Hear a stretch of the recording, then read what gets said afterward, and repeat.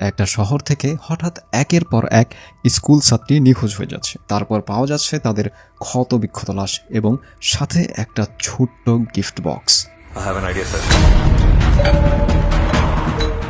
শহরে আতঙ্ক ছড়িয়ে পড়ে। কে করছে এসব, আর কেনই বা শুধু স্কুল ছাত্রীদেরই টার্গেট করা হচ্ছে? এই রহস্য ভেদ করতে হলে আপনাকে দেখতে হবে রাজশাসন সিনেমাটি। গল্পটি অরুণ নামের এক তরুণকে ঘিরে, যে একজন ফিল্ম মেকার হতে চেয়েছিল, কিন্তু পরিস্থিতির চাপে তাকে পুলিশ অফিসার হতে হয়। শহরে হঠাৎই স্কুলের ছাত্রীরা নিখোঁজ হতে শুরু করে এবং তাদের ছিন্ন ভিন্ন দেহ উদ্ধার করা হয়। অরুণ বুঝতে পারে এটি কোনো সাধারণ অপরাধী নয়। গল্প যতই এগোতে থাকে ততই চলতে থাকে শ্বাসরুদ্ধকর ইঁদুর বিড়াল খেলা। এই সিনেমার সবচেয়ে বড় প্লাস পয়েন্ট হচ্ছে এর ভিলেন ক্রিস্টোফার নামের সেই চরিত্রটি স্ক্রিনে এলে আপনার শির দ্বারা দিয়ে হিমস্রোত বয়ে যাবে। আরেকটা প্লাস পয়েন্ট হচ্ছে ব্যাকগ্রাউন্ড মিউজিক।